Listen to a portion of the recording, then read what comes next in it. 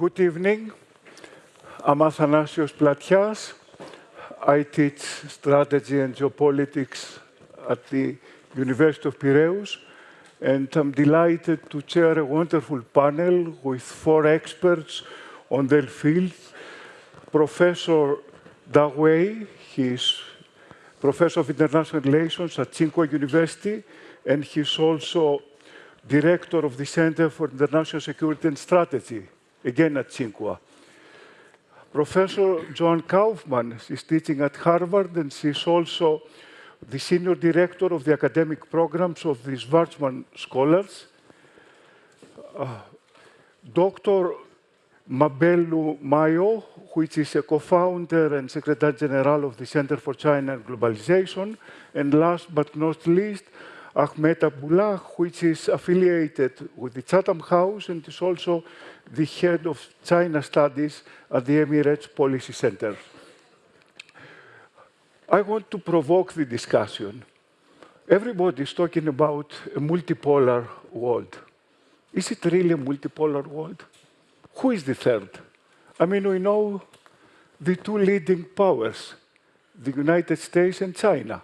The United States controls 25% of the world GDP, the Chinese around 18%, the third 4% of the world GDP. And if we take PPP measures, the buying power, the Chinese may have already overcome the United States. So I see a world of 2 superpowers competing. And a lot of this competition reminds me the First Cold War. And in order to provoke further the discussion, I will make an argument that we are in a more dangerous ground for 2 reasons. Unlike the First Cold War, that the United States and its coalition and Soviet Union and its coalition were economically not interacting, here under globalization, the economies of the West and East, China and the United States are interconnected. And we see the impact of the tariff war that has started in supply chains. And the second dangerous thing is that the First Cold War was taking place in Europe, in land, in a static place. Now the competition is at sea, which is very fluid. So actually, I see that we are in a more dangerous world. So hence the question mark, are we in the Cold War II? And if we are indeed in the Cold War II, are we leading to a war as Alison predicted? So I would like to ask our panelists to make a short introductory comment for a couple of minutes, and then I will try to push them with some provocative questions. Professor Dai. Okay, thank you. Thank you very much. This is my really great honor to join the Delphi Economic Forum for this, working with this wonderful panel. My great pleasure. So back to your question. If you asked me this question last year, I may say yes. I may say we are heading to a Cold War 2.0, a second Cold War, maybe I will say. But you ask me today, I will say no, we are not heading to that.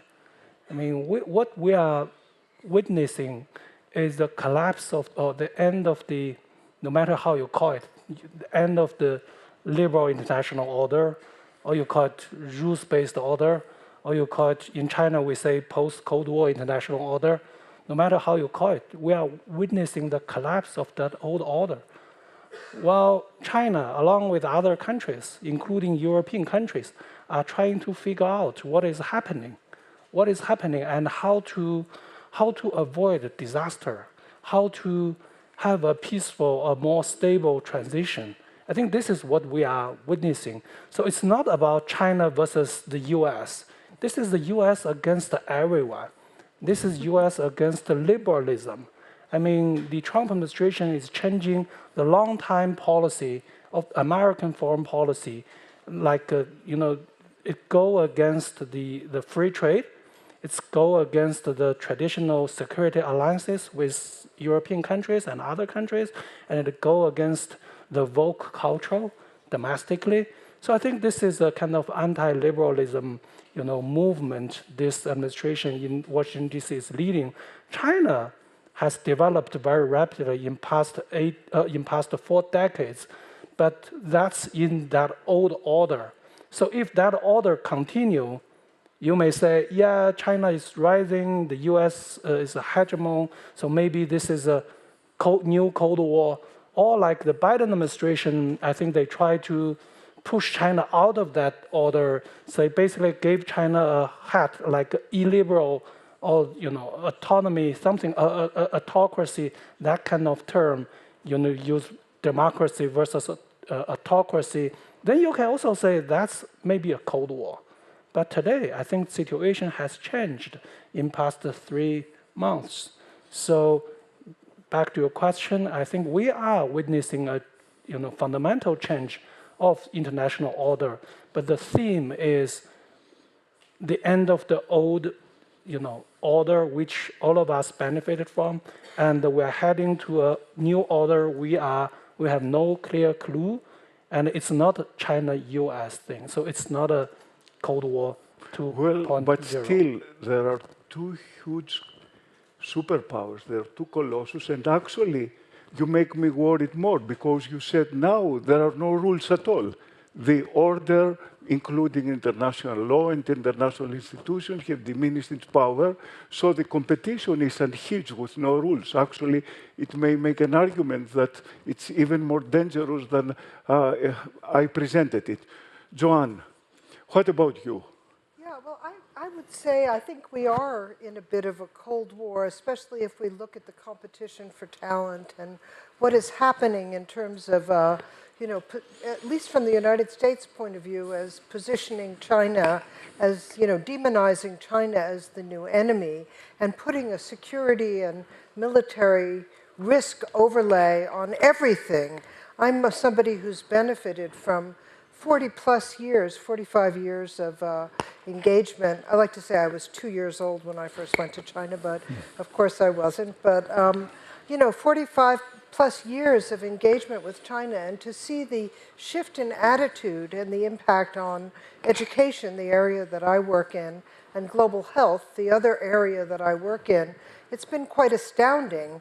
The dearth of people, of student exchanges, the exodus of talent from the United States by the demonization of, or the risk associated with just being Chinese and having, the scrutiny that goes on in US labs.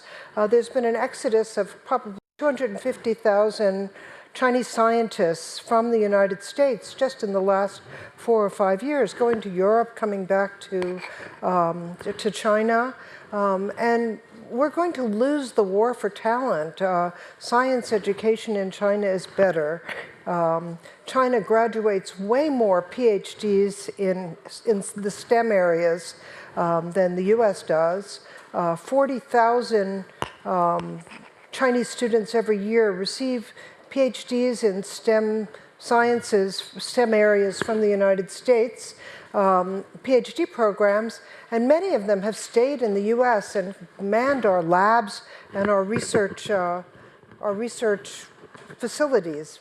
Sorry, I have to keep talking while being addressed. And yeah, so I think, we're shooting ourselves in the foot in the United States by demonizing and driving away the very talent that has been fueling innovation in the United States. And just to add to that, our own recent policies defunding the NIH, defunding USAID are only going to contribute further to that.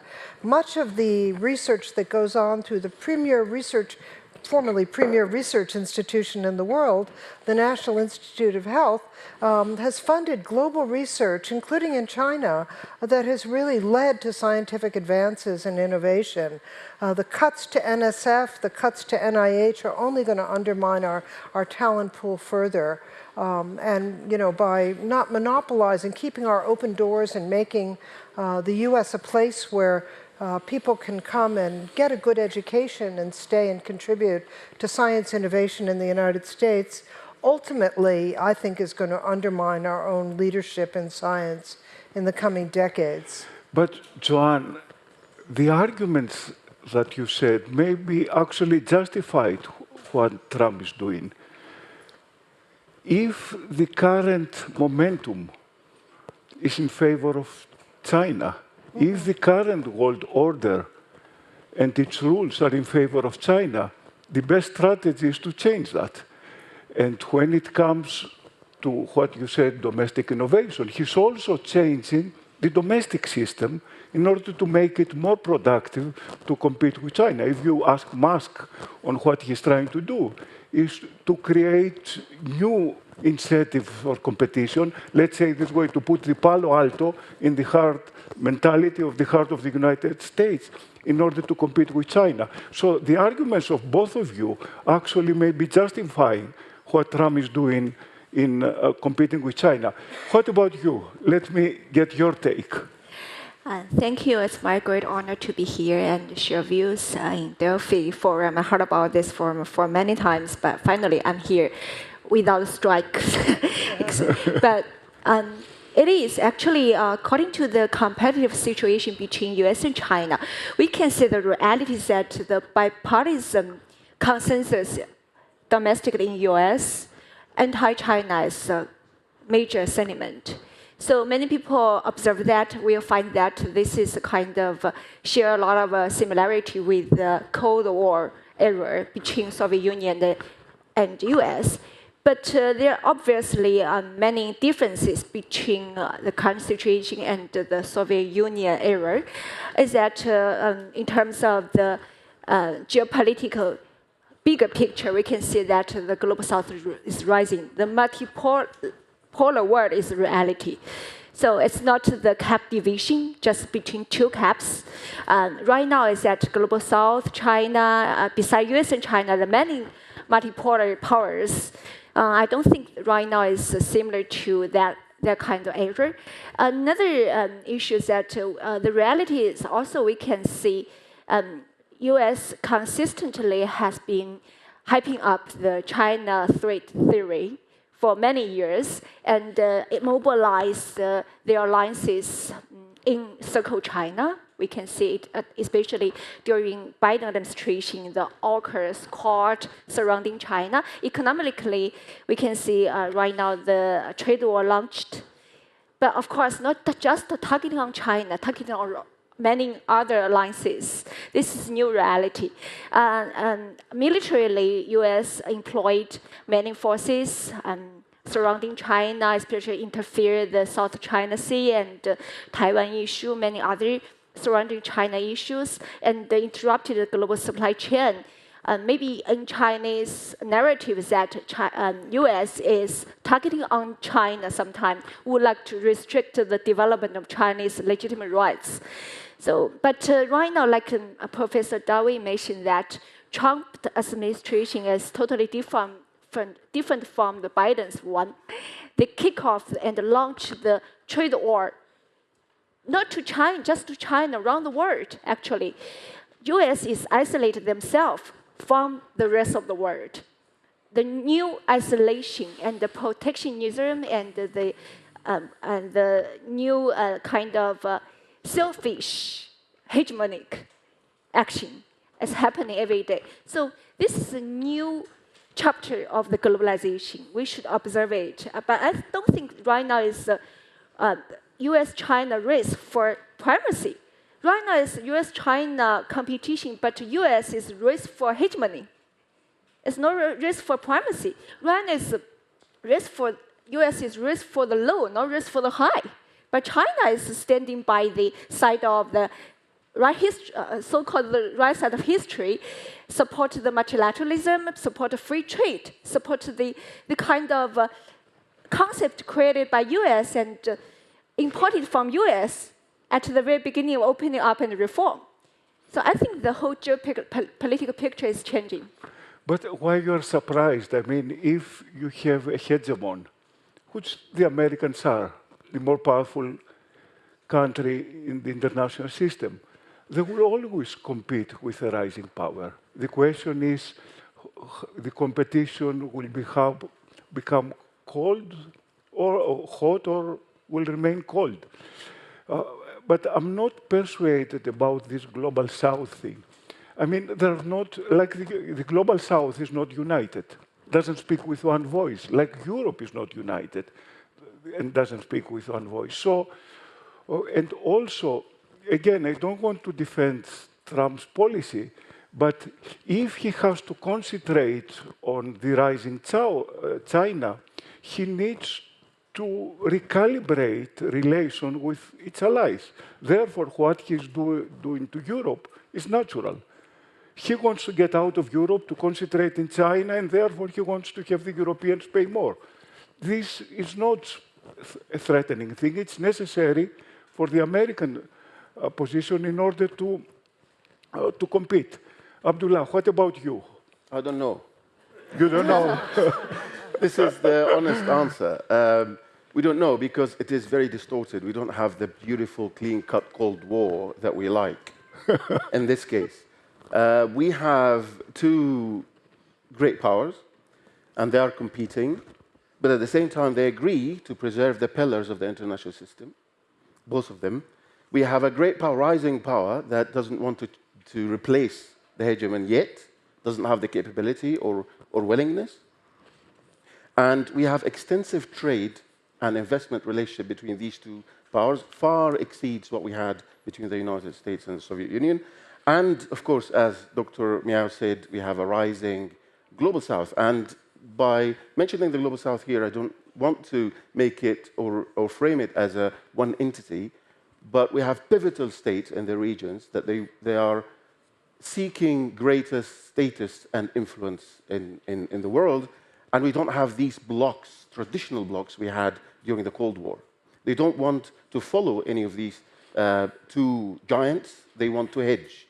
And they want now to bridge, to play a bridging, mediating role. Now, that brings me to the right, in my view, the accurate description of the period we are going through, which is a transitional period between two global orders. We know what the previous global order looked like since the collapse of the Soviet Union, but we don't know what's coming. But what we know is that it is going in China's way. And why I say that? Because now all the language and rhetoric coming out of China is pointing to this direction, and pointing also, and more importantly, to consistency. If you go back to the 1990s, Jiang Zemin's new security concept, you will see more or many of the current concepts in, for example, Community for Shared Future for Mankind, that Xi Jinping is defending, and the Global Security Initiative, Global Civilization Initiative, and Global Development Initiative principles. And these are Westphalian in nature, that are defending sovereignty and territorial integrity and non-intervention, but also now trying to bring the UN at the center of the new reformed global power, global order, and from a global South perspective, try to multipolarize the world. Why China is doing this, or has been doing this? Because American hegemony, from a Chinese point of view, is a threat to the regime security and China's territorial integrity and its interests abroad. The second one is to delegitimize and decentralize this hegemony. A wedge or division has to happen between the United States and its traditional allies, which we are now seeing accelerating.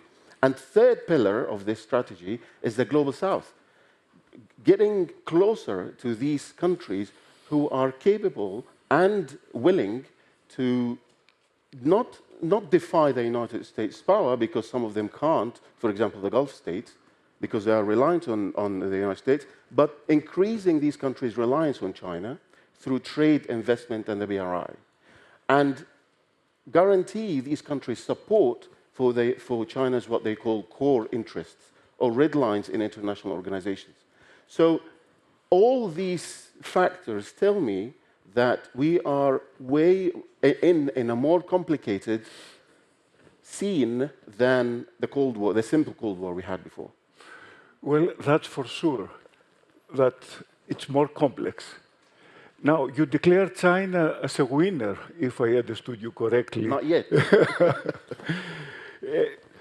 But again, to try to provoke you with all this Global South talk, the way that I see that technology, especially in artificial intelligence, is working in favor of the ones that they have the resources and the data to invest, and therefore the gap is becoming bigger between the United States and China compared to the other third world countries. So we are not in a convergence in the international system. It's actually the two giants are becoming even more and more powerful, and the others, there are the grass where the two elephants are fighting. Now, let me get back to you, Professor, that way. Given all this discussion, and given the fact that you said that the international order is collapsing, so we get in a world with no order. But the fact is that China is rising, and you have people like Allison that say that in this situation, more or less, the war is inevitable. So is war inevitable? We see a lot of elements, again, of the Cold War. The strategy of the United States in World War I was containment. The Chinese claim that the Americans apply the containment strategy to China. What was the second pillar of Cold War I? Technological denial. Well, technological denial, we see it here. What was the strategy in World War I? Economic warfare. Well, we see it here. What was the strategy in World War I? Political subversion. We see it here. So we have all the elements, and you have people like, or scholars like Allison that said, you know, in this structural situation, more or less war is inevitable. You will buy his argument? Of course, I think nothing can be excluded. Of course, military conflict or even a war is possible, but I will say the likelihood is very low. We didn't have a war during, the major power war during the first Cold War. So why could we have that in the, in you call it 2.0? I think the likelihood is not high because of the, of course, obviously existence of the nuclear weapon, and because this, interdependent relationship. And also, I think, there's a saying, generals always plan for the last war, right? We make our war plan based on what happened before. So because we had so many wars, so we always prepare for another war. But what I worry is something we don't know. Something we don't know. So remember, former Secretary of Defense of the U.S., Donald Rumsfeld. Unknown unknowns. Yeah. He said there are something we know, something we don't know, something we know, we don't know, something we don't know, we don't know. Yeah, there are a lot of things we don't know. And I always worry about kind of conflict between China and the U.S. or some other countries. But for me, those things that we know, for example, nuclear weapon, or nuclear war, or conventional war, I think the likelihood is not very high. We can control it. But I really worry something is developing, is getting worse somewhere, but I don't know. And probably none of us know. So conflict is possible, but I don't think it's in the form of the war that we imagined. Well, listening to you, I think the Nobel Prize should go to Oppenheimer that developed nuclear weapons, because according to your analysis, it's nuclear weapons that created peace in the First Cold War, and probably this is one of the basic reasons. Well, you said that. I interpret what you said, that we may have stability, but at the same time, correctly said that there are things that we don't know, and what we don't know is the impact of artificial intelligence. With nuclear weapons, you could calculate warheads, you could calculate missiles, you can have arms control. Now, how you can have arms control on artificial intelligence? How you can control software. So suddenly we may have incredible changes on the balance of power without knowing it, and create a new strategic situation that one country may be able to disarm the other. And then war became easier. So actually the situation compared to World War I, it's more scary. Joan, you are leading a very demanding program. I mean, bringing Americans to China in this Schwarzman program. Now, if I remember the data correctly, before the pandemic, we had about 11,000 American students going to China. Now, because of the pandemic and the new Cold War and this competition, very few students go to China, and some of them goes in your school, in the Schwarzman College. What does this mean for the superpower competition? I mean, the lesson that I draw, or the conclusion that I draw, is that the two countries, they don't know each other anymore. I mean, we are having new generations of Americans that will not know China. And of course, the Chinese students are declining also in the United States. So the two giants will compete without knowing each other. You think that this eventually may become dangerous? Yeah, I think it's a problem. And let me say also how delighted I am to be here at the Delphi Economic Forum for the first time. It's such a pleasure to be here, and with such a distinguished panel of experts. You know, I worry deeply about that. In the same way, in my opening statement, I mentioned the exodus of Chinese talent from the United States. I fear that in the United States, we are losing a generation of China experts, people who really benefited from the reform and opening up period, like myself, who spent a substantial amount of time on the ground in China over decades and really could wisely talk about China in Washington in the halls of power. Now we have such a dearth of interest, not interest in China, but students in China, just about 1,000 overall, many of which are the Schwarzman Scholars Programs and my own program, which is a global program. It's 40% US, 40% global, and 20% Chinese, all living together in a residential college for a year, 150 scholars a year.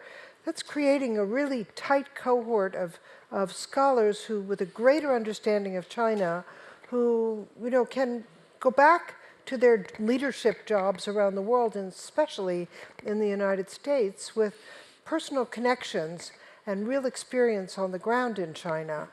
That's really being lost. There were, yes, as you said, 11,000 Americans studying in China before the pandemic. The combination of the restrictions for entry during the pandemic and the geopolitics made it nearly impossible for people to come. Many of the language programs that were a major source of American students coming to China moved to Taiwan because they had access there. And most have not really resumed in China, very, very few. There are maybe a handful of premier programs, Duke University, Duke Kunshan, the Johns Hopkins program in Nanjing, NYU Shanghai, that are continuing to bring students in, but it's a handful compared to previous eras. And what that means, and that plus the the political climate in the United States, where anyone who studies in China, spends a substantial amount of time doing research in China, is more suspect in the United States, harder to get a security clearance for government. It makes it less attractive for students to go to China. The level 3 travel advisory that was only removed at the end of last year made parents reluctant to send their children to China to study. So many, many things that have taken place over the last 5 or 6 years have really created a dearth of new young talent studying in China and going back and providing that kind of expertise and insight, realistic insight. Who's going to be the person operating the AI drone with a nuclear warhead on it? Somebody who's a hawk with no China experience, and that scares me to no end that, there's a kind of a set of people making China policy that have never set foot in China or experienced China. Now, you mentioned that geopolitics make even academic exchanges difficult. Let me increase the gloom factor by bringing pandemics into sight, because it's your public health is your expertise. Yes. If they cannot cooperate in simple things like academic exchanges, you think that these two superpowers can cooperate in dealing something that it's on their shared interest? I mean, managing the spread of pandemics or mitigating its effect. You think that in this kind of Cold War environment, if we could call it that way, it could be areas that they can cooperate, like, preventing pandemics or managing its effect? Well, I think it makes it much more difficult. I think some scientific collaboration will continue and does continue. There's, a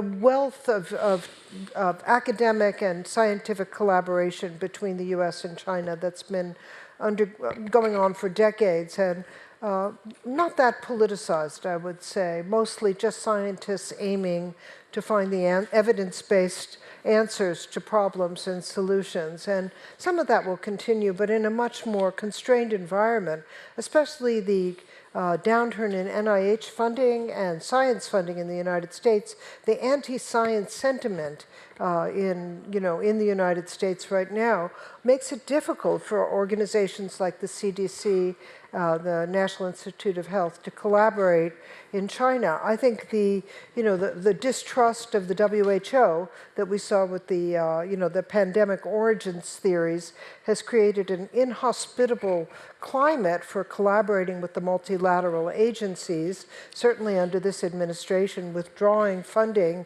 substantial funding. But it may be a blessing in disguise, because then the rest of the world can just get on with it, collaborate together, and science is not only in the United States, and I think China is a willing partner in science collaboration. So, the rest of the world can really get on with it and really try to put in place the mechanisms that we need to prevent the next pandemic, which inevitably will come, and... But if they cannot collaborate on issues like pandemics, imagine how it will be difficult to collaborate on more high politics like managing the spread of nuclear weapons or preventing the spread of nuclear weapons, including biological. Now, let me get back to you on the issue of Chinese soft power. Theoretically, it's the best possible war for the Chinese. I mean, Trump is offending everybody, Global South, Europeans, his allies around China, Koreans, Japanese. But still, Chinese soft power is not rising. What's wrong with China? Yeah, it's actually Trump's performance exceeded my expectation. Actually, at the very beginning when he took over the position again, I was wondering maybe he will continue kind of the protectionism. I know that, and maybe mobilize more alliances in Circle China. But no, right now he isolated U.S. from the rest of the world and withdrew so many mechanisms like his first administration. And actually China is benefited a lot from the existing global system. That's why Trump wants to change it, exactly. Yeah, but China is also the active promoter economic globalization. So China want to continue the existing, of course China believe is desperately reform the current system, but just reform it, don't want to subvert it or abandon it. But US is doing that. So I think for China, it's an opportunity to rise and develop our own soft power. Right now, China is busy in the 3 initiatives you mentioned, and brought a lot of attractiveness to the Global South countries. The word we need, the public goods. This is the key point. So-called soft power or hard power. Finally, the people on the earth need the well-being and the betterment of life, of individual life. So the sovereignty, territorial integrity, those values are very, very important. The soft power are very important. But for the better life, it's also very, very important. China right now introduced economic development and infrastructure development to the rest of the world, benefit our neighbors, and benefit the Belt and Road Initiative countries. Those countries thank China so much. So I think this is, if you say this is soft power, that is, it is. If China, if you mention soft power, China still continue to contribute 1/5 budget of UN. It's a huge number. I don't think US continue to do that, but China still do that. China is call for more multilateralism platform. Right now, China is taking responsibility. You can see right now, if you say tit for tat, right now it is. U.S. imposed a huge number of tariff on China. China gives the retaliatory action. But it's also international responsibility. If the stronger country bully the small country, there's no feedback. Everybody just make concession to the stronger power. Where is the international justice? Where is the social justice in international community? So I think China, this is soft power as well. Yeah, but you see, the Americans will say that what you do is essentially make the countries that get your aid dependent, and you try to exploit diplomatically this kind of dependence. And cynics or realists like me, you will say that all these projects, for example, the infrastructure projects or the Belt Road or the Belt Road in BRI, it's not for the public good of the global south or the countries that they receive the aid, but you try to minimize your vulnerability because the Americans are controlling the sea and they can cut your access to global material, cut access to Chinese, access to the market, and therefore you have to build alternative routes. That's why you go on land, that's why you invest in this infrastructure program. So it's not a kind of giving global good, but you know, it's a defensive strategy of the Chinese in order to have alternative routes in case that sea routes are being covered. And the last question, we have only 1.5 minutes. Let's go into the Middle East and Africa. The Chinese are pulling some important surprises. I mean, like bringing the Iranians and the Saudis together. And some of the analysis is that the Chinese influence in the Middle East is increasing. After all, China is dependent on Middle Eastern oil. And of course, in Africa, we know that Chinese are buying everywhere. So you think that somehow power relations in Africa and in the Middle East are changing because of what China is doing? I think that this is a good question. Unfortunately, we have 1 minute to talk about it. But I would say with full confidence that the Middle East is probably the only region in the world where the United States and China can cooperate because they both have the same objectives, the final objectives, which is stability and security and the guarantee of flow of oil and other energy sources to the world economy.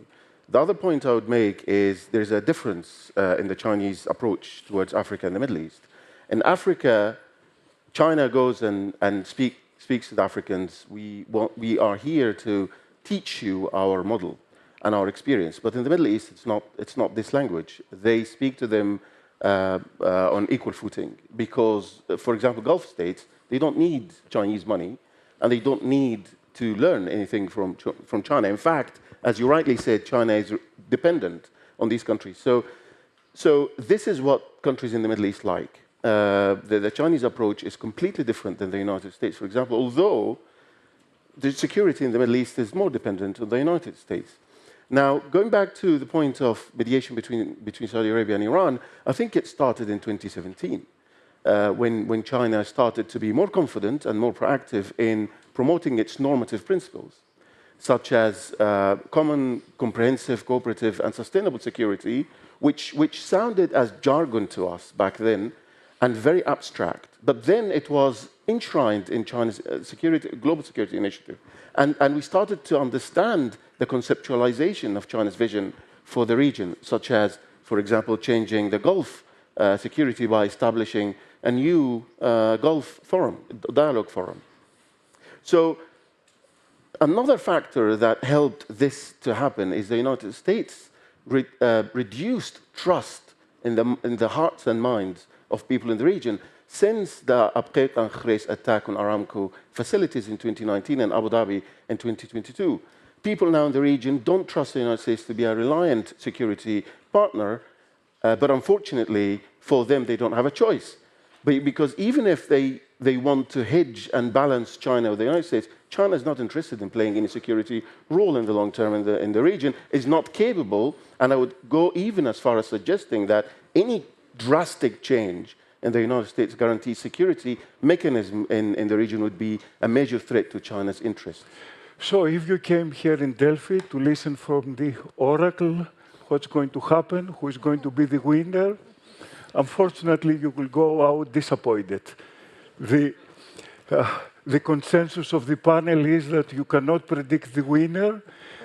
We only added to what you know, that the world is becoming more complex and maybe more dangerous. So thank you for being here, and thank you all of you for listening.